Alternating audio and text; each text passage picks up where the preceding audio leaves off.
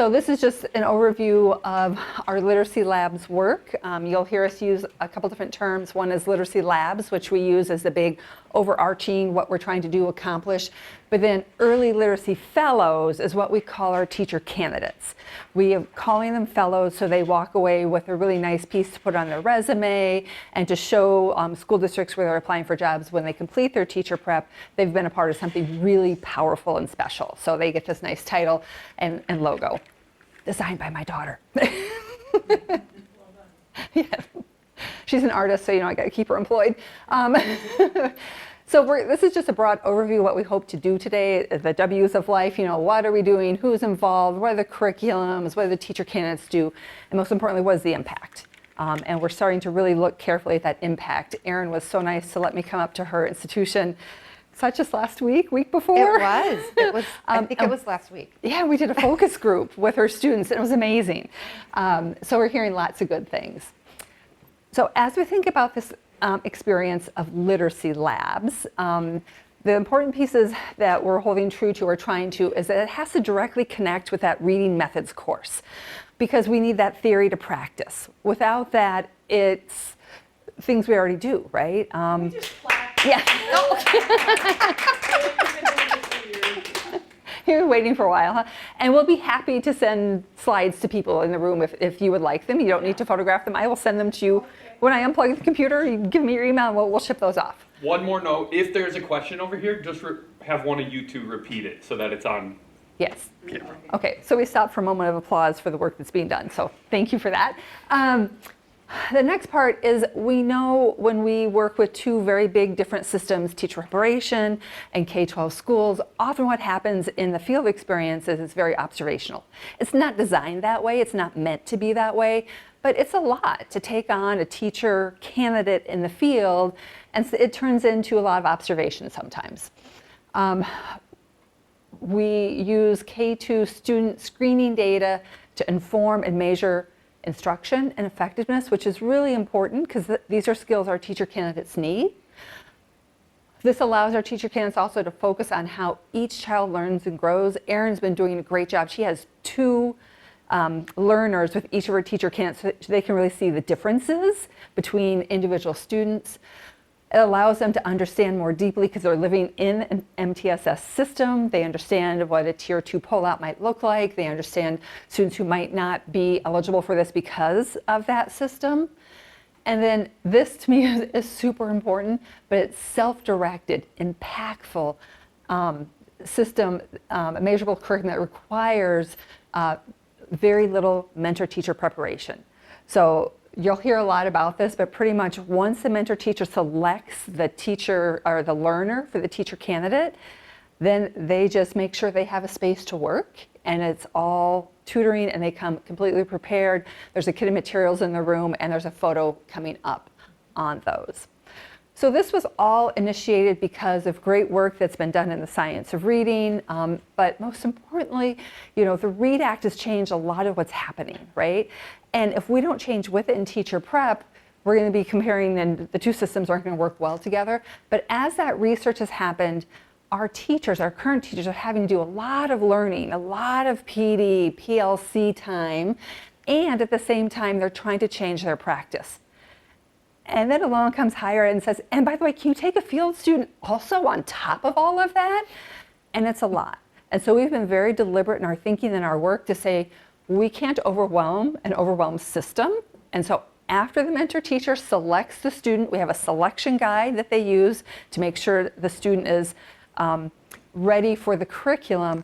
Then the teacher candidate tutors. They're self-directed. The curriculum is all there for them, and we'll look a lot at that, which is great.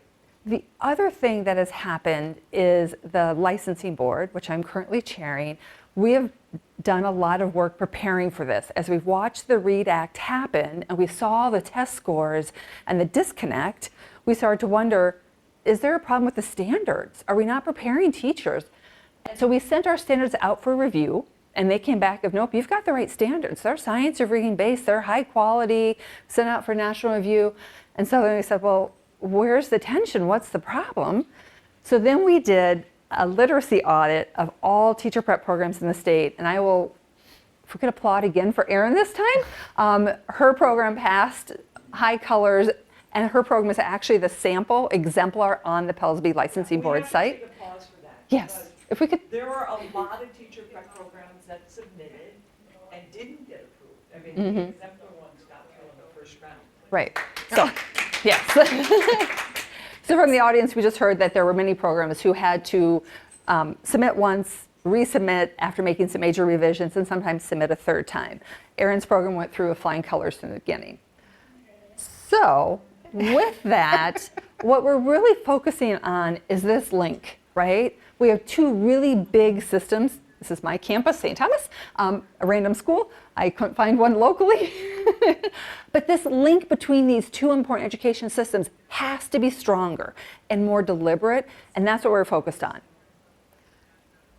So, as we think about this work, the two biggest challenges we have, as with everything in education, time and money.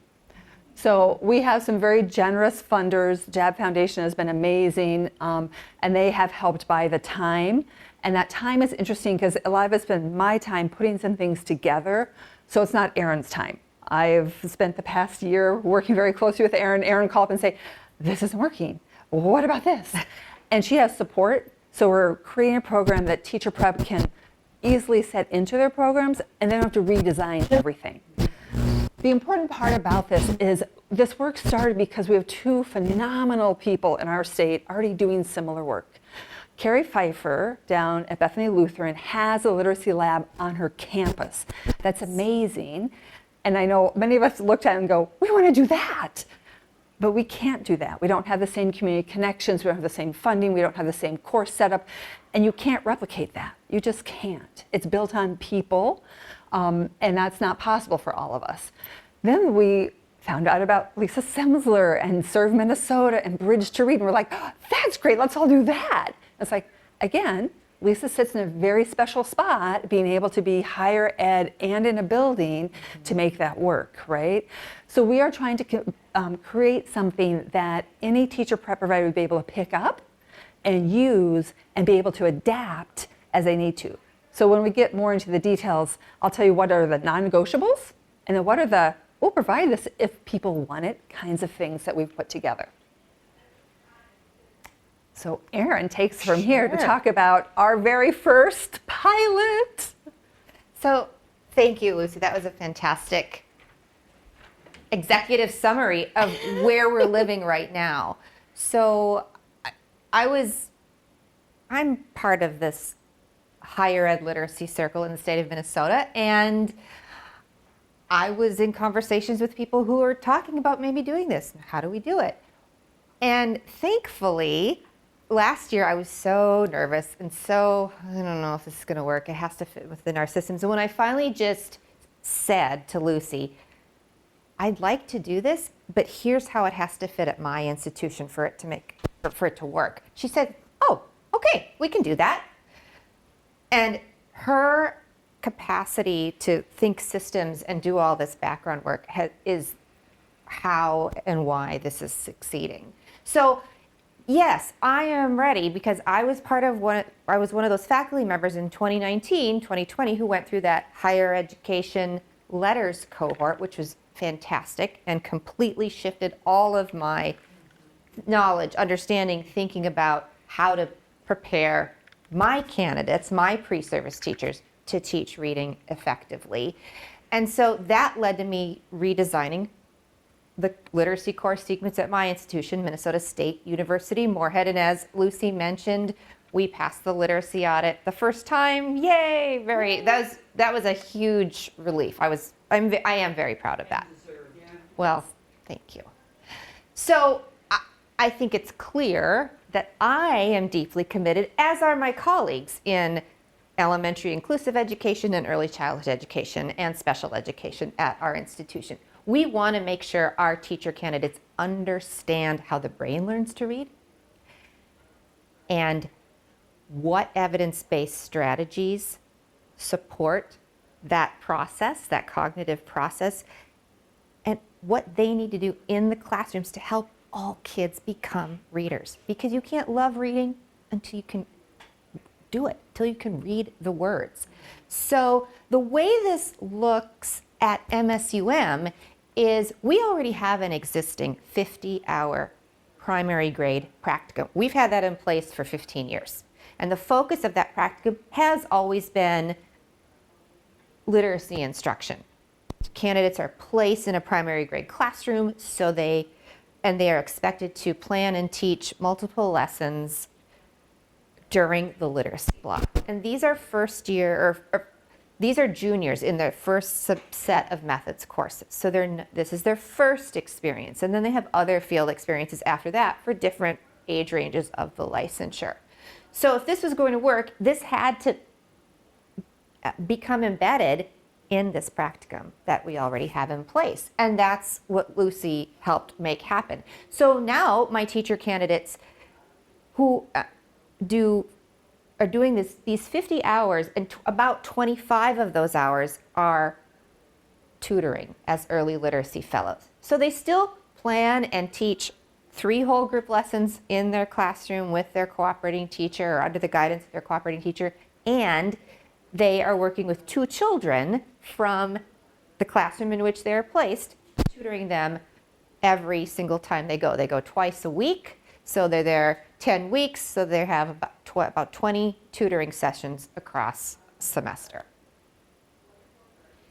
And we're also really fortunate in Moorhead. We have fantastic partner schools. Moorhead, Minnesota is on the border with Fargo, North Dakota. We're right on the Red River. So it's sort of like any of your sister cities down here in the metro. So my students are placed in Moorhead Public Schools, Fargo Public Schools, West Fargo Public Schools on a regular basis. And I was able to work with our director of field experiences to tap into 2 really engaged administrators from 2 Moorhead elementary schools. So they have become they were our partners in the fall pilot. We started this fall, 2025, and it's continuing now, spring of 2026. And so these principals were excited about this when we explained the opportunity. They encouraged their teachers to participate. And then for this fall pilot, we invited students to apply to be early literacy fellows. And we probably had 12 of my 32 students apply, and I already knew who they were, so I knew who were going to be the high flyers. If we want to start strong, start with those students. And we placed 10 students across the 2 schools, and 7 completed.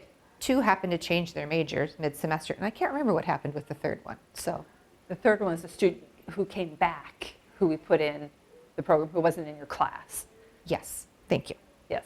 So, and they left the program because it wasn't their pathway, right? Which makes a lot of who sense. changed their majors. They went to English ed. Right. They want to be secondary teachers instead of elementary teachers. Which is great. Yes. But now when Erin's doing the program this spring, her students don't have that option. It's part of the required field experience, and we're finding that's true across most of our teacher prep providers, that first semester, it's a lot, and it's scary to be like, you're gonna put that in there and it's gonna all work, and how's that gonna go? And so many of our partners for the fall that we're looking to work with are saying, can I try it with some, right? Mm-hmm. And it makes sense, because then we can all feel out the different things and work out the little bugs. And then the next semester, they're ready to go in full force, just like Erin did. Right, because now I have around 22 students. In the spring, I teach Literacy Methods 1. I teach it every semester, but in the spring semester, I teach it face-to-face, as I always do, and I have an online section. Well, we're not quite ready to ramp up all, because the online students are all over the state, and some aren't even in the state of Minnesota. So I have 18 students in person, and then I have about 6 online students who are local but choosing to take the program online. So we can manage their local placements, right? That's how we're doing it. But this time, they're in all 3 school districts. It's not just Moorhead anymore. Before you go on, do you want to tell the story about the teacher who had an early literacy fellow in the fall, who wanted one for the spring? I don't remember that story. Lisa, the field placement director, told me this story. That when she was going around getting the placements for spring, one of the mentor teachers. You should have the mic. Oh, I have a mic on too. We're mic'd Mine's- up. Yeah, this is just the clicker. Oh, the volume. So the teacher that she saw in the building had an early literacy fellow in the fall. Another institution came and said, would you like a student teacher? And she said, yes. hold on, let me check with Moorhead first, because if they give me an early literacy fellow, I prefer that, right? Rather than a student And teacher. usually with student teachers, the mentor teacher gets, more help and support in the classroom. There's a higher stipend for them and lots of things. But this classroom teacher saw the benefit in the work that Erin was doing and said, no, I prefer to have this experience, which was just a huge compliment in a Yes. way that we just never expected. Yes. So these students are in my Literacy Methods 1 course, and the full focus of that course is how do you teach reading and writing in grades K through 3? So they're learning all about that in my course, and then they're able to apply it as early literacy fellows, where they get to work one-on-one with 2 different children all semester long, and they're teaching them to read. And the students who are identified by the classroom teacher are typically struggling readers or kids on the bubble, right? They've got some risk. They're not getting intensive intervention yet, but they're struggling in the general ed in terms of the whole group instruction. So sometimes they're bubble kids, right? In October, Lucy said, we're going to do a site visit. I want to bring people up to Moorhead and see what you're doing. Okay, that sounds great. I'll hold October 21st on my calendar. And it's kind of marvelous how they did it. My favorite part, well, this is not true. One of my favorite parts was all of the people from the Metro had to get up really early and drive all the way to Moorhead, 4 hours away. You know that experience. I know what that feels like. And I appreciated that. I also had no sympathy for, oh yeah, it's early morning. But you didn't have to do the driving. You were in a bus. We were in a bus. A nice coach bus. So that was good. So what happened was all of these people came and split up at 2 different buildings, and everybody got to watch one of my students tutor. And then they all came back to one of the 2 schools, and 6 students could make the day. 2 had different class or work commitments, could make it. They sat in front of all of these important adults and answered questions for a good 40 minutes about what they were learning, about what the tutoring experience is like, about how it connected to their coursework, about how they felt prepared to be teachers. And we had Dr. Yelena Bailey from Pellsby. We had somebody from the North Dakota Education Standards and Practices Board. Right. So not only did we have my provost and my dean came, and we had district leaders from Moorhead, but also district leaders from Fargo Public Schools and West Fargo Public Schools who loved what they saw, and that was the buy-in to get students doing this in their buildings this spring. We had Representative Mary Frances Clardy from the Minnesota House of Representatives. We had Willie Jett, the Minnesota Commissioner of Education, and even, let's see, here's the light. That is Michelle Strinden, the Lieutenant Governor of North Dakota. All of these people, curriculum leaders and district leaders from all 3 districts, plus all these other people, got to hear about what it was like from the teacher candidates. And I couldn't have been more proud of how well they spoke about their learning experience. It was pretty powerful. And then Lucy and her team, the Hunt Group, paid for 4 of them to come down to Minneapolis between semesters in January, and we did a similar experience at the Pellsby office. So here come all the details about what exactly it looks like. So on the table is some of the materials in the curriculum. So it starts with the curriculum training, right? We don't just turn candidates loose in schools and say, have fun, tutor some kids. They have a 3 to 4 hour online asynchronous web-based training we'll look at in a minute. But then during the tutoring, these are the things that are the non-negotiables, and then we're working on some additional supports for faculty as well. So they do learner assessments to place them in the curriculum, midpoint to make sure they're learning and they're appropriately placed still, and post so they can see the growth. They do 20 tutoring sessions, 2 to 5 times a week. More is better. We know high dose tutoring, we need 3 to 5 times a week, but teacher prep, schedules, and so we're negotiating this out as we go. They're required to do some lesson planning, so they're prepared for each tutoring session. We have a tracking form so we can monitor remotely because we're all over the state, a little distance between us, and we can support candidates. But they get 2 coaching sessions. So we've been very deliberate to separate Erin's work as evaluator, educator, and coaching for improvement. So we have some coaches hired, and we're working with EPP partners to say, do you have people that would be good? Are there people in the districts? Things like that.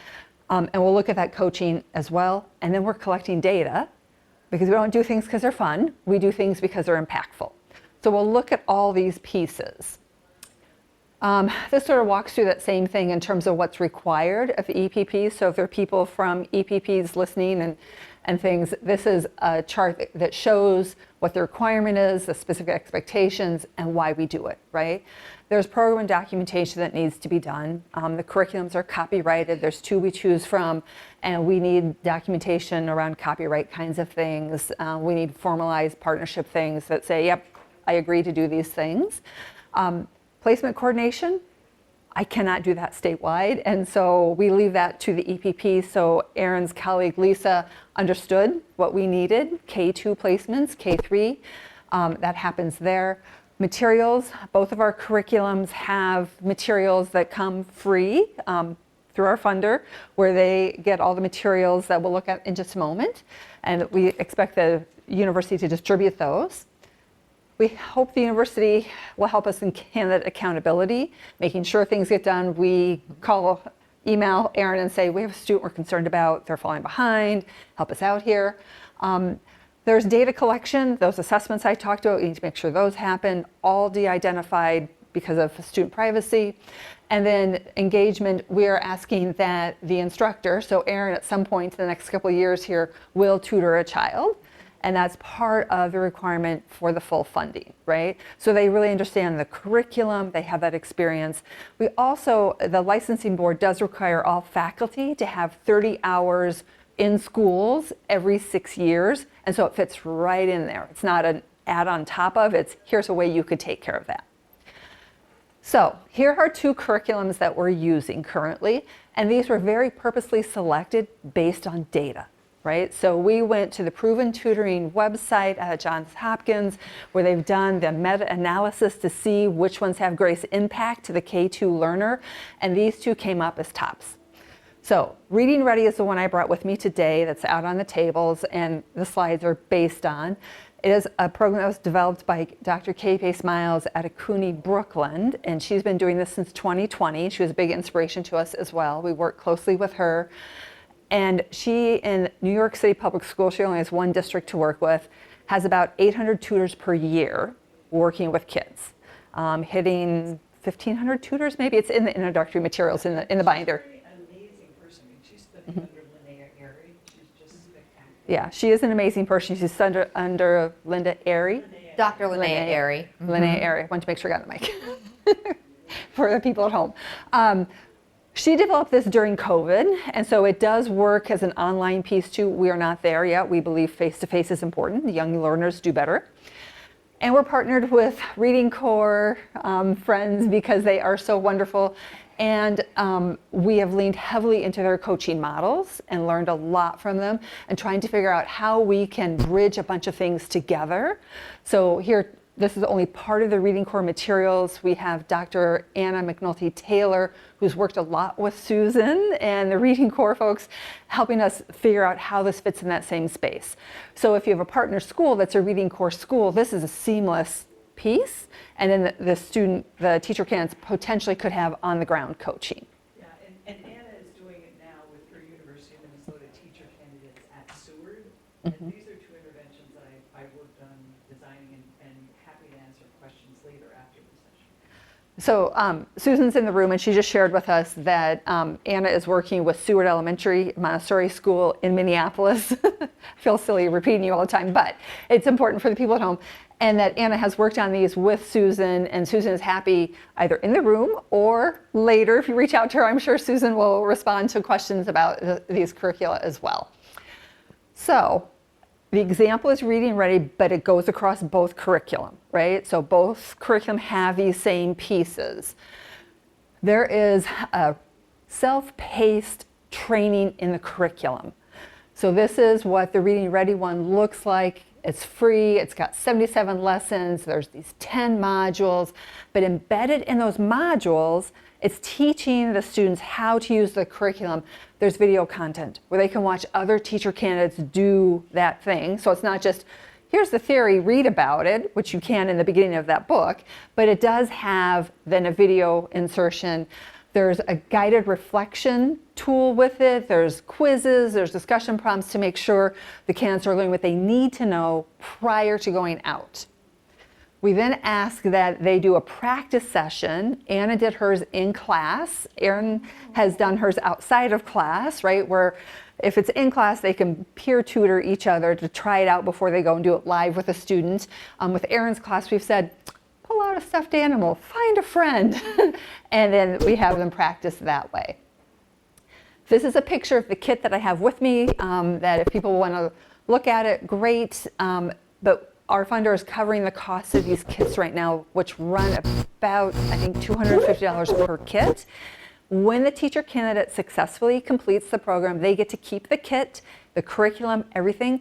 So as young professionals, they could start their own side tutoring work in the summer, supporting additional learners at that point as well. But you'll see these materials in an upcoming video, but they get the curriculum, they get everything they need. So again, the mentor teacher says, here's the student.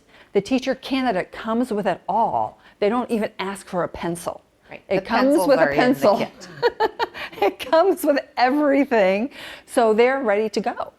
So my candidates complete, that training takes about 4 hours, and that's their first task, is to complete the Reading Ready training as they work through the materials in the books so that they understand, how does this look? What am I really supposed to do? Exactly. So in the materials, they have a lesson plan sheet that's color-coded that you can look at. But this is a sample for the student we're about to watch a very short video on. But it shows how the students in Unit 4, Lesson 3, but there's a lot of instructional decision-making the teacher candidate gets to make. It's not a scripted thing of, here it is, read the words, the child will learn to read. It is, there are 3 and sometimes 4 sets choices of words and sounds for the sounds they have for that unit to use. They start every day with sound practice.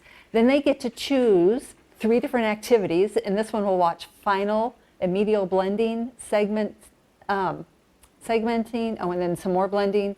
Then they do word chains and word maps. These are the letters they're going to use. So it's all right here in front of them. It's all in the curriculum as well. Some of them choose to have their lesson plan in front of them. Some choose to have the book in front of them.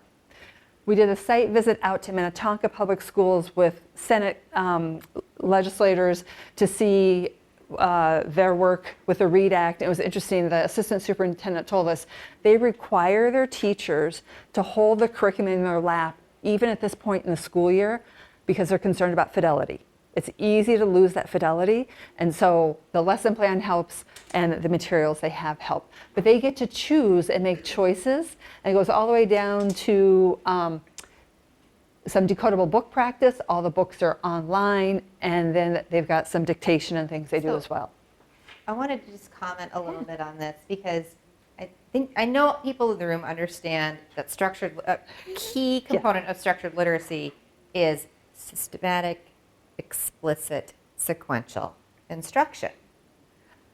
And my pre-service teachers understand sequential and they understand explicit, but it's been hard even for me to help explain to them what is systematic referring to, and really what I am seeing as they're working as early literacy fellows, because they've talked about it now. Oh, I see. So sequential is the scope and sequence and the learning progression. But the systematic piece is, this is the structure of the lesson, and I follow the same routine each time, so that if I use mostly the language that I'm supposed to use and I follow the same routine every lesson, that's the systematic part, so that my child doesn't have to wonder what's coming next.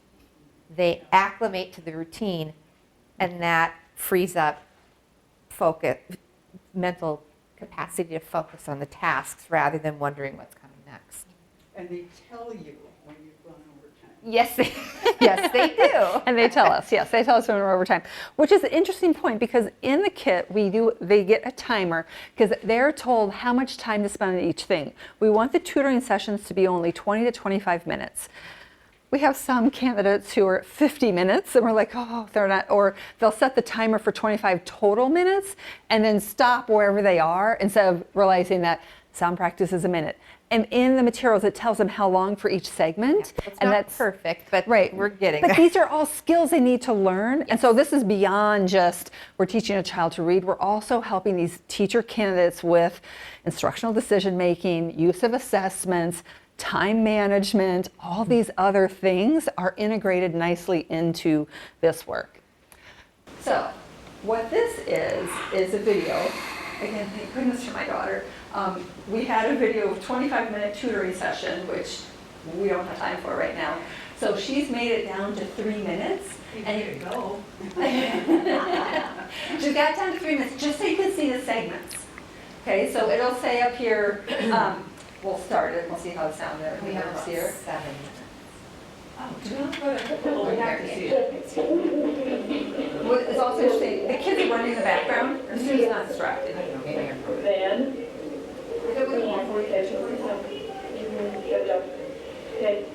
And this is the time each segment's supposed to be.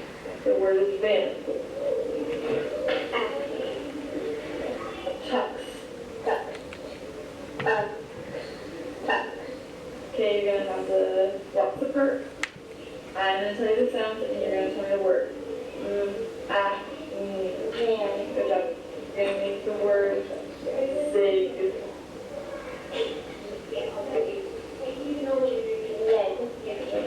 Okay, now you're gonna make the word wig. Change only the letters that need to change. Good job. I'm gonna say the word and you're gonna repeat after me. Fix. What's the word? Fix. Okay, now move a chip into the gray box as we say each sound that you hear in the word fix. Good job. Okay, write the letter that represents each sound in the white box. All the materials are in the kit. All the letters, markers, everything. You can see she's got her curriculum out, which is nice. Yes.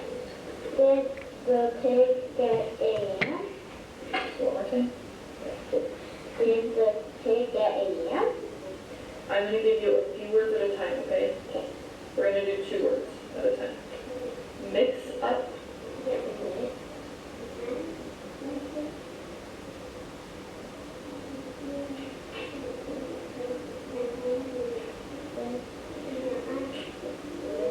Up.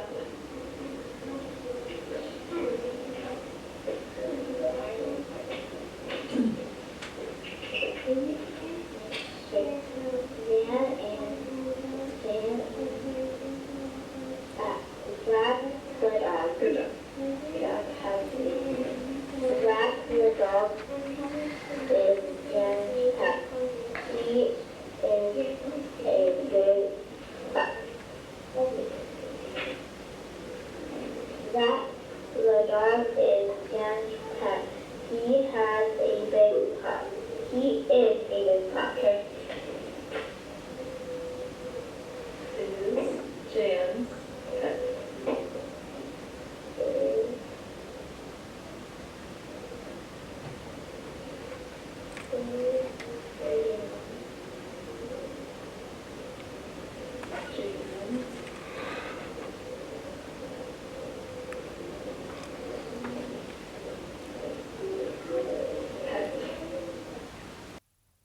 This video was made halfway through the semester, so she's probably done 8 or 9 tutoring sessions, and she's already that comfortable with the curriculum, which is great.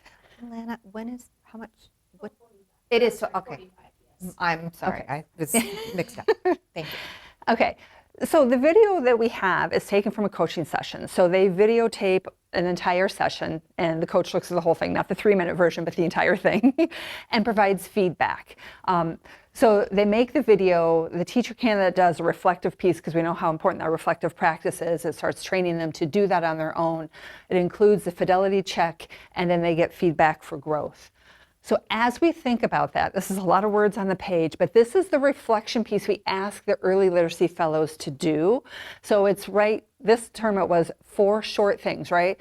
Overall, what happened, connection of concepts, evaluation, what are you going to do next? And we didn't expect paragraphs and pages. We just want something quick. What are you thinking about kinds of things that helps the coach tune into what the teacher candidate is thinking about. So here she's making a realization. Here she's talking about her struggles. And so that helps the coach respond to what they need. Again, I'll send you these slides if you want to read all the words. The coach does the fidelity check. What we know about the fidelity checks is that over time, fidelity increases.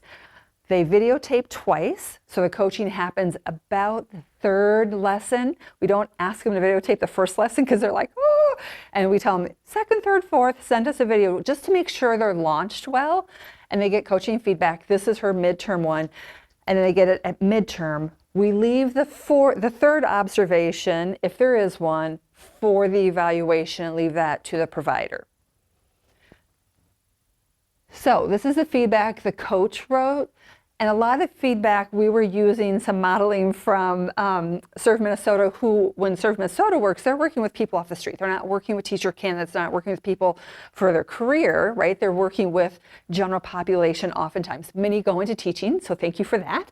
But the model they had told us about was 80-20, right? 80% of what you want to share with the tutor is, you're doing a great job, you know, motivational, let's keep going. And then 20% improvement kinds of things. Here are all the things you're doing well, and Right. here are a few things to work on. Right. We learned in a focus group, teacher candidates don't like 80-20. So last week, Lucy came up. We had a whole series of focus. We ran my whole 75-minute class as a focus group, and we asked them all kinds of questions about the early literacy fellows experience. And when we got to the coaching feedback,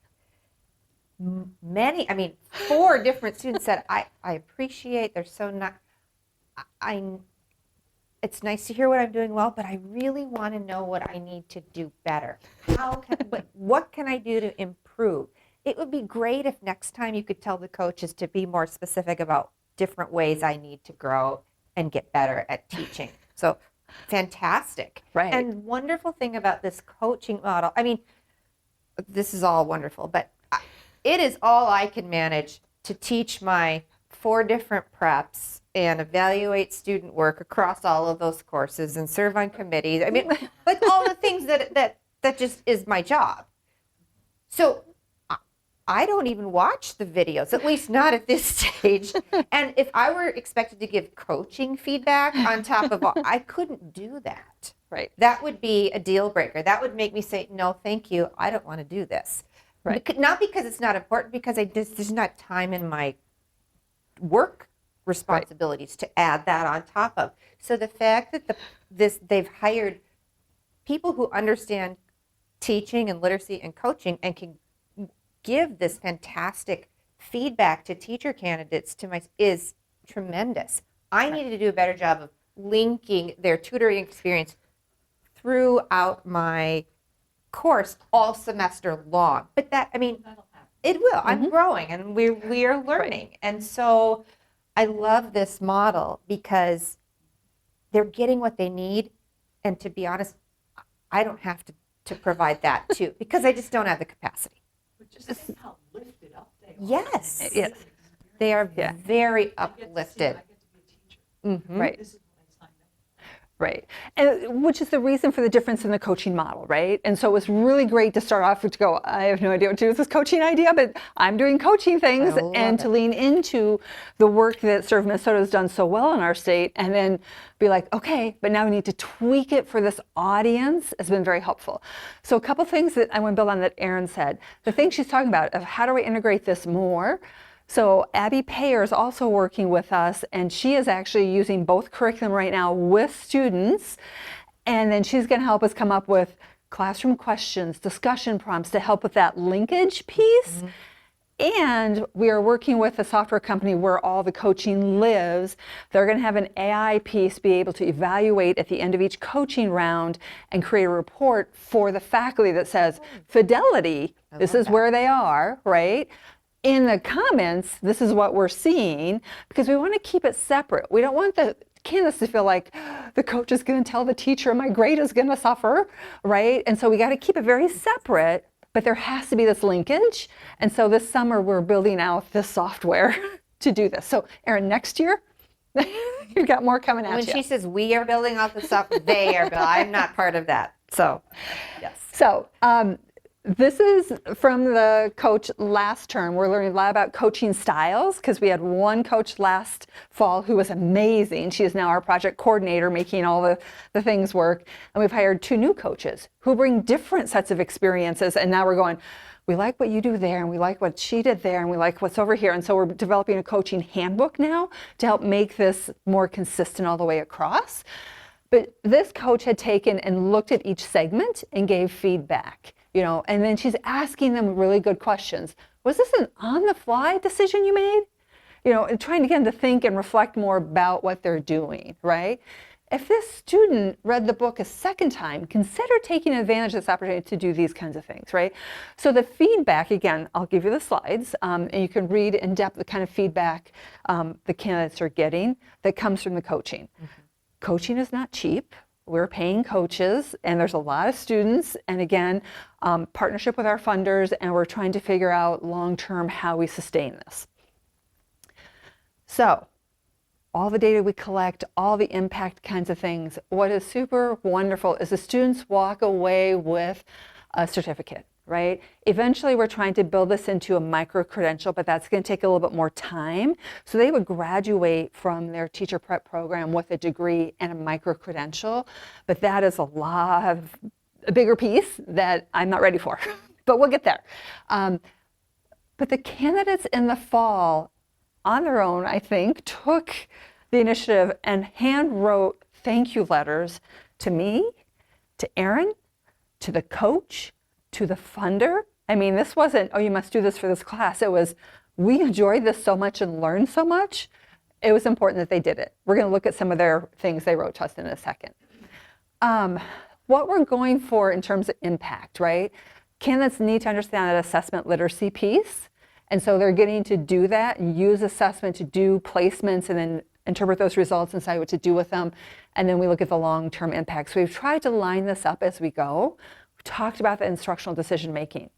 They're handed curriculums in these classrooms when they're teachers that they could teach for 3 years probably, right? And they're going to have to make decisions about what piece do I pull on what day for what kid. So they're learning that on a small scale. They're learning about progress monitoring. There was a student in the fall who, when she did the mid-assessment, the student was in Unit 3, but the mid-assessment said she should be in Unit 6. And the teacher kind of emailed the coach and said, well, what do I do? Do I move them to Unit 6? And the coach said, well, let's think about that. What do you think about that? And they eventually got to the point of, well, why don't you move them up to the next unit and see how they respond to that? And they were able to work their way through that. But without the coaching, without this program, the candidate would have just been on their own. As a first-year teacher, maybe going, I don't know what to do. Well, and think about what you said about fidelity and how in the school district you visited recently, the admin is requiring teachers to hold the manual to ensure fidelity to the curriculum. And I appreciate that to a point, but what we are learning is that I feel that, and you too, we feel a lot of questions from teacher candidates about what if I don't get to the end of it by the 25 minutes, or what my kindergartner can't read the decodable books yet, but am I doing it wrong? So right. They understand fidelity and routine, but they're also gaining agency because they need somebody, people like us, to give them permission to, and also be responsive to the child in front of you. And that's the instructional decision making that is so powerful. And they're getting to do that over and over and over and over again with the same children when you maybe wouldn't have that experience until student teaching or your first year in the field.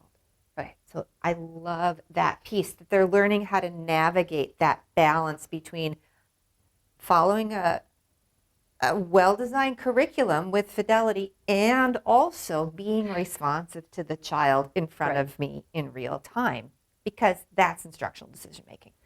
And the candidates have even said to us, the first 2 or 3 sessions were so much work to prepare and be ready for. But once they understood the curriculum, which goes to the evidence-based implementation, once they understood the routines and how it works, then they're like, oh, this is great. I can do this. And they built that confidence, which is wonderful. The part I like too with the coaching is in our schools, our principals and literacy coaches do this, right? But teacher candidates are coming out of a system of K-12 education and higher education where it's like, it's all about evaluation. And they're so afraid of someone saying something negative to them or areas for growth. They think they have to be perfect all the time. And the coaching helps them realize, no, people are going to help me learn and grow. I'm not by myself. It's not all on me. And so I love that about this. So for data that we're collecting, we're monitoring the improvement in the child. We're making sure that students are benefiting, and we're seeing that. Every student that Erin's teacher candidates worked with last fall grew. It's not causational, right? Because they're also in the classroom and things like that, but we know good things are happening.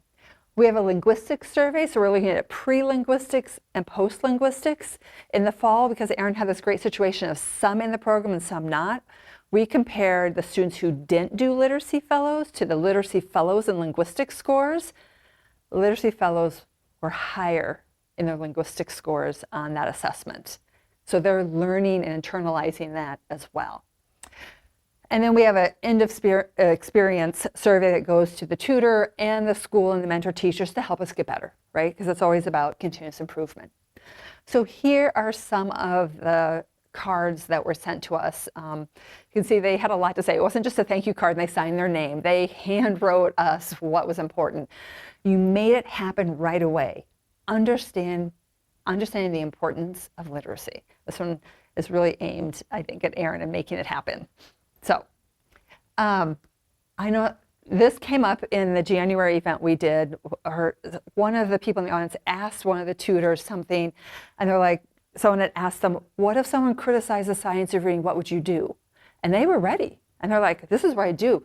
And they even say, I can advocate for early literacy now because of this experience, which is important.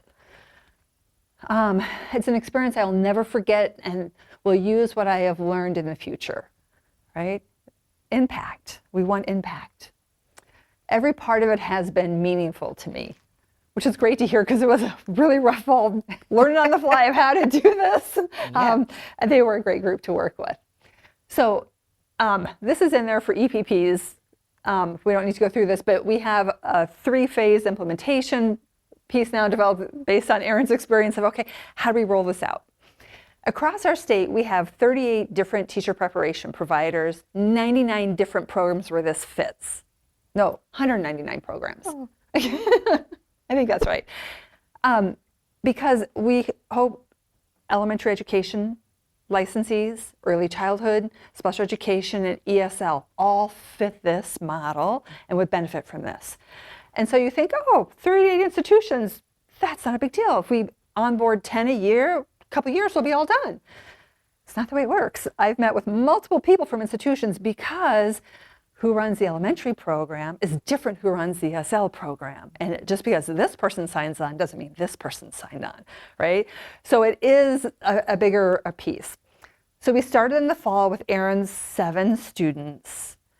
Our target for fall this year, Like 26, fall 26. Fall 26 is 250 teacher candidates.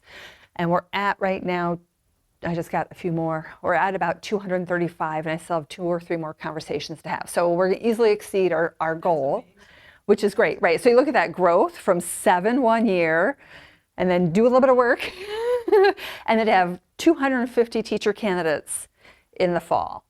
Across how many schools? Oh, I always screw this up. It's less than 10, but it's pretty close. But then within that 10, it's multiple programs. Because originally we were like, oh, we'll go for 10 EBPs. And I was like, this isn't going to work out so well. And they vary in size, right? For instance, my home institution with my partner, Abby Payer, who is phenomenal, her group doesn't meet till spring.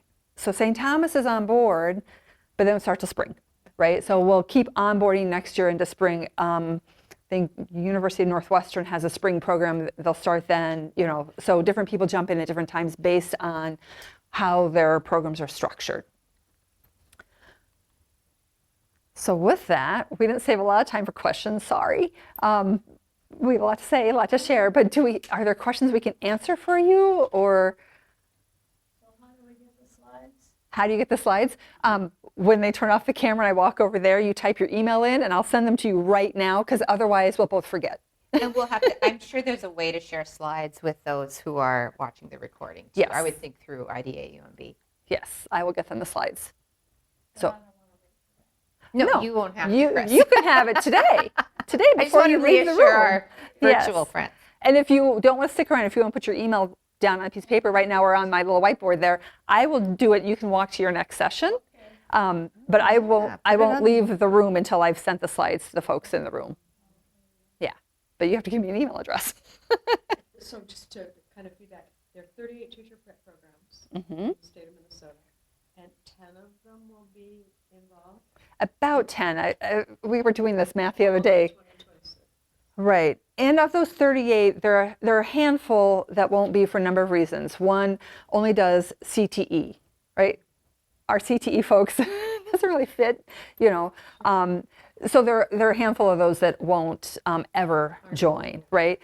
I am not hoping Carrie Pfeiffer joins because she's doing amazing work already, right? Bethany Lutheran is excluded. They don't have Right. to do that. Like they Right. have, they're exempt, not excluded. I will say Lisa Simpson, her great work, she is signed on for the fall. And so she's looking at how this partners with the great work she's already doing with Bridge to Read, which is great. I'm still meeting with some institutions in the next couple of weeks too. So yeah, we're getting there. So I don't know how this world works in terms Oh. of governing Yeah. these teaching institutions. Does this become a requirement, or is this a strongly So- encouraged option? Ooh, Okay, what a I'm good gonna- question. Yep. So the question has to do with how higher ed works, and is this required? Could it be required? How do we assure this happens for all our teacher candidates? Is that a good summary of your question? Okay. So I'm going to switch hats here a little bit, right? So I'm currently the chair of our state licensing board. The licensing board sets our rules and standards of what teacher prep has to do. We, in partnership with MDE, will be opening up our reading standards soon. I'm working with Julie Novak from MDE. We have a conversation on Thursday. We're going to start putting together a group of folks to have the conversation of how do these need to shift and change. We know they're high quality, but are there things we should add, right? In statute and rule, we try not to list specific programs because that can cause us problems if the publisher goes out, things like that. But are there qualities within this? Yes. So right now at the Capitol, there is bill language tied to foundational literacy, requiring that, but we don't know what's going to happen. Rachel Berger, who many of you know is a huge advocate for us at the state, trying to get this bill across the finish line. If the bill doesn't make it across the finish line, it'll happen most likely in the rulemaking space. So eventually, yes, there'll be this requirement for an early or a foundational literacy experience for teacher candidates. A field experience. Field right. experience, right, which then helps build that bridge, and then we can say, well, here's something you can do for that. Yeah. No, Here it's it is. critical. Right, it's So critical. it's open to the school to interpret the field experience any way they want to. No, well, no, because There's lots of rules. every institution is required to have, and sometimes it's field experience, sometimes it's clinical, sometimes it's practicum, but there's a minimum number of, I think it was 100. 100 hours across The scope of the license. the scope of the license in your teacher ed program. But this would earmark some of the hours. For that, right. So it's not saying Right. you have to do 100 and then 30 more. It's saying Right. within your 100, you should have 30 hours dedicated, or you must have 30 hours dedicated to an early literacy field experience. And then if programs want to take this and adapt it for their institute, their program, they can. Or if they're like Carrie Pfeiffer and Bethany Lutheran, she's There's like, good, I'm covered. We don't Right. have to take that. And I'm going to clarify, there's nothing about the number of hours. So Oh, some okay. people will say Very good. 30 hours is what we do. That's great. There's nothing in the statutory language that's proposed, the bill language that's proposed, I that has see. hours tied to Thank it. So it's this careful dance between requirements and outcomes, right? Because the standards can dictate the outcomes, right? And so we have standards, and this is helpful for teacher prep because we have standards that say you must apply this knowledge as a beginning teacher. Where do you apply it? In a field experience, right? So it's putting those puzzle pieces together in this really weird way. So that's a very long, complicated answer.